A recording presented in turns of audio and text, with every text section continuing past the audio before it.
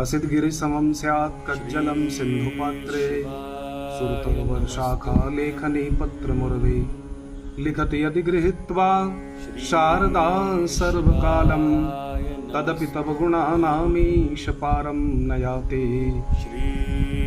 अर्थात इस पूरी धरा के वृक्षों को अगर लेखनी बनाई जाए और इस धरा को एक पुस्तक बना करके भोलेनाथ की कृपा और भोलेनाथ के गुणों का वर्णन किया जाए, तब भी माता सरस्वती इसको करने में सक्षम नहीं। भगवान भोलेनाथ के प्रिय मास श्रावण महीने में बहुत ही सुंदर योगों के साथ हमारे ग्राम नयापारा में भगवान के मंदिर की प्रतिष्ठा का आयोजन 13, 14 और 15 जुलाई को रखा गया है, जिसमें संयोग भी है और प्रभु भोलेनाथ की कृपा भी है कि 13 जुलाई को विशेष एकादशी का तिथि है, एकादशी का पर्व है, कामिका एकादशी का पर्व है।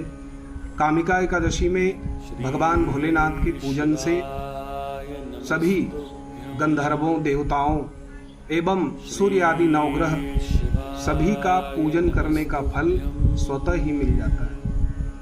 इसके बाद द्वितीय दिवस, जिस दिन भगवान भोलेनाथ की प्रतिमा का अन्नादिवास, फलादिवास इत्यादि होगा, उस दिन जात कर्म, नामकरण आदि 10 श्रेष्ठ और शुभ मुहूर्त है।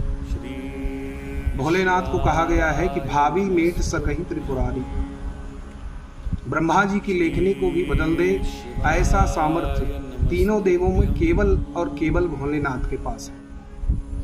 चाहे आपकी कोई भी मनोकामना हो, तत्क्षण फल देने वाले केवल और केवल भोलेनाथ है। और ऐसे शुभ मुहूर्त के योग में मंदिर प्रतिष्ठा का मुहूर्त हम सभी ने परम पूज्य आचार्यों से विचार करके निकाला है, जिसमें केवल दर्शन, केवल पूजन से आपको वो मनोवांछित फल प्राप्त होंगे जो अनेक अनेक कर्मकांड, अनेक अनेक पूजन, अनेक अनेक जप के द्वारा बड़ी मुश्किल से प्राप्त होता है। बड़े कर्मकांडों में धन भी लगता है, समय भी लगता है, श्रेष्ठ संयोग, श्रेष्ठ मुहूर्त की भी आवश्यकता होती है।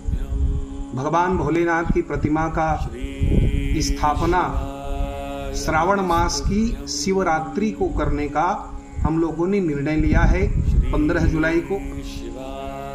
इस कार्यक्रम में तीनों दिन मुहूर्तों का ऐसा श्रेष्ठ संयोग बना हुआ है कि इस पूजन में आपके आगमन मात्र से ही आपकी सभी मनोकामनाएं भगवान आशुतोष तत्क्षण ही पूर्ण कर देंगे। न भूमिर्न चापो न बन्निर्न वायु न चाकाशमास्ते न तंद्रा न निद्रा न ग्रीष्मो न शीतम न देशो न वेशो चिदानंद रूपः शिवोहम शिवोहम। बड़े ही सौभाग्य की बात है कि अनेक वर्षों के बाद ऐसा संयोग मिला है कि श्रावण का महीना इस बार 30 दिनों का न होकर के 60 दिनों का है। कई वर्षों के बाद ये संयोग मिला है और हमारे आचार्य सीहोर जी वाले प्रदीप मिश्रा जी भी कहते हैं कि भोलेनाथ का ये पावन मास जब कभी भी 2 महीने का हो जाता है तो पूजन का फल 2 गुना हो जाता है। तत्क्षण ही पूजन के फल मनुष्य को प्राप्त होने लगते हैं। ऐसे स्थान पर जहाँ पर जलाशय हो अथवा कोई सरिता बह रही हो, ऐसे स्थान पर किसी मंदिर का प्रतिष्ठा यदि किया जा रहा है तो उसमें थोड़ा सा भी सहयोग करने वाला अक्षय पुण्य का भागी होता है। महाशिवरात्रि का विशेष महत्व बताया गया है। विद्वेश्वर संहिता में, शिव पुराण में वर्णन करते हुए स्वयं भगवान भोलेनाथ कहते हैं कि शिवरात्रि मुझे विशेष प्रिय। शिवरात्रि को मेरी जो अर्चना करता है उसको मनोवांछित फल देने के लिए मैं तत्क्षण वहीं प्रकट हो जाता हूं। ऐसे संयोग, ऐसे विशिष्ट मुहूर्तों के साथ आपके ग्राम नया पारा में भगवान भोलेनाथ के मंदिर की जो प्रतिष्ठा हो रही है, ये आप लोगों के क्षेत्र के लिए वरन हमारे प्रदेश के लिए बड़े ही सौभाग्य की बात है। अनेक जन्मों के पुण्य जब अर्जित हम करते हैं, बहुत जन्म के पुण्य जब उदित होते हैं, तब हमको ऐसा मौका, ऐसा अवसर प्राप्त होता है कि ऐसे आयोजन में हम अपना सहयोग प्रदान कर सकें। अब भगवान कहते हैं पत्रम पुष्पम फलम तोयम यो में भक्ता प्रयक्षति।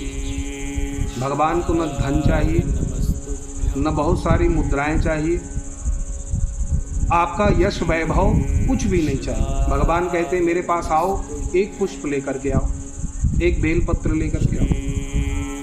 सीहोर वाले महाराज प्रदीप मिश्रा जी कहते हैं न एक लोटा जल सारी समस्याओं का हल। इसलिए मेरी आपसे विनम्र मेरा आग्रह है कि इस आयोजन में आप अवश्य अपनी सहभागिता सुनिश्चित करें और पुण्य के इस अवसर को हाथ से जाने न दें।